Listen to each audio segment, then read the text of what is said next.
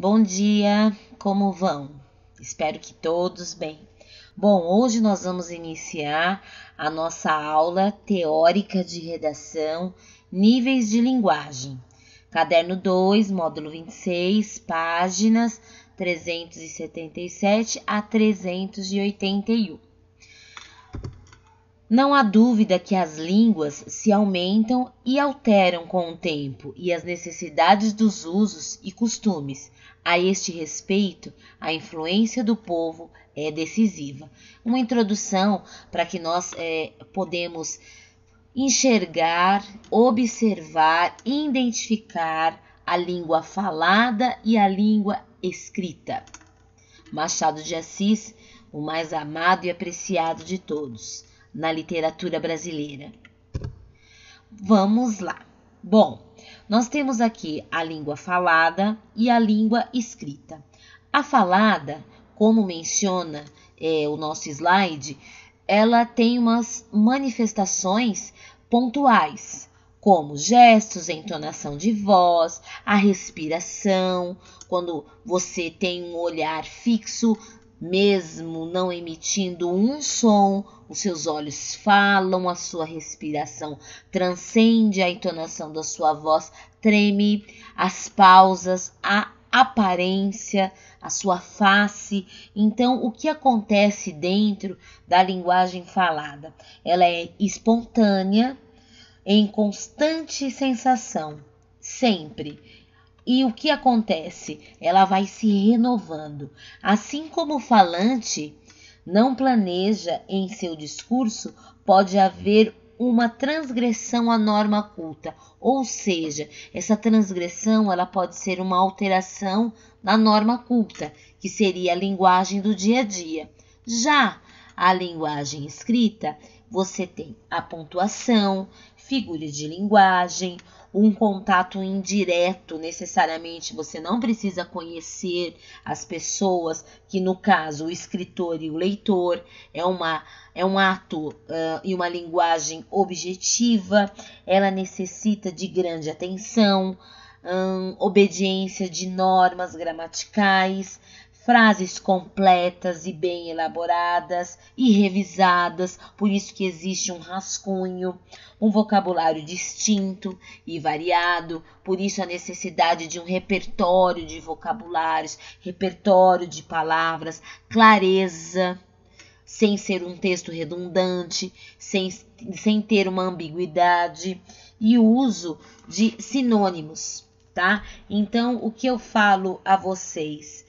Ambas as linguagens apresentam características distintas, que variam de acordo com o indivíduo que a utiliza.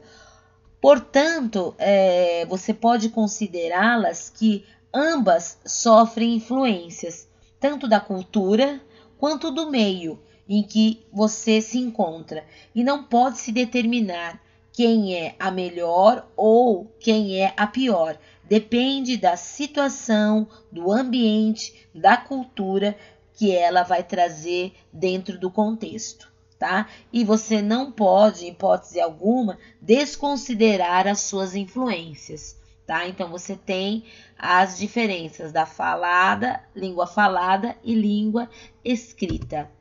Dentro da comunicação, eu dividi em tópicos. Então, você tem a formal, a informal.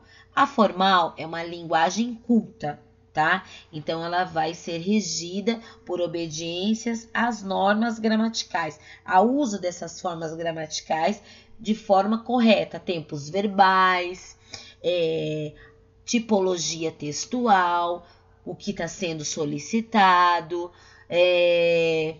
impostação de concordância nominal, concordância verbal e assim sucessivamente. Já informal é algo mais livre, é utilizado em situações do nosso cotidiano, é uma norma popular na qual você tem vícios de linguagem, vulgarismos, gírias, estilos, tá? E nem toda pessoa que se expressa através da linguagem popular utiliza a gíria.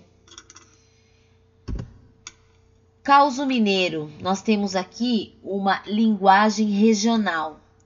Se passando era setembro, taveu na cozinha, tomando um pinco-mel e cozinhando a um quidicame.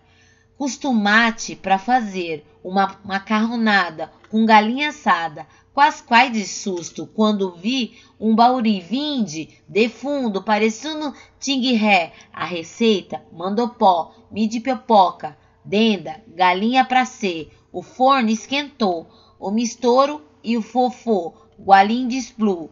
Nossa senhora, fiquei branco quinzé. Um lindilê foi um trem doido demais, quais de da pai fiquei sem zambi, Kong Kong, não quitou, procovó, ô PV, ô que loucura, graças a Deus, ninguém se machucou. Então, gente, isso é uma linguagem regional, então você não pode contextualizar se ela tá certa, se ela tá errada, é o contexto, é o meio em que se vive, são as culturas, então eles têm esse tipo de linguagem. Então eu quero que fique bem claro para vocês que vocês não podem desconsiderar as influências já mencionadas, tá? É engraçado, mas existe e é comum, certo?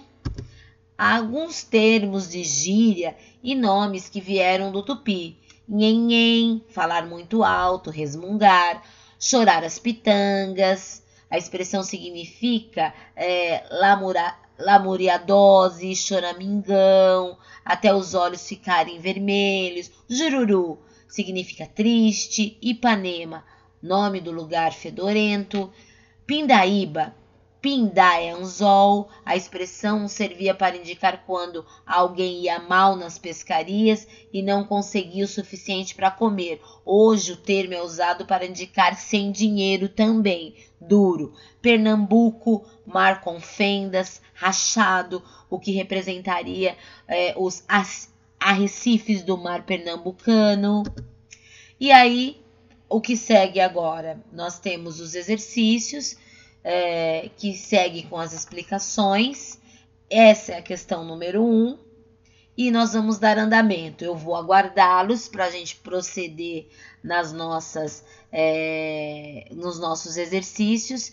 E eu retorno com o nosso gabarito e posso tirar todas as dúvidas que vocês tiverem sobre linguagens oral e escrita, tá bom? Espero que vocês tenham gostado, que o texto ficou bem esclarecido e é um assunto de muita abrangência e até descontraído, mas exige o quê? Uma técnica, e essa técnica foi passada. Peço que vocês façam todos os slides, façam no caderno esses registros desse esquema, tá bom, gente? Beijinho!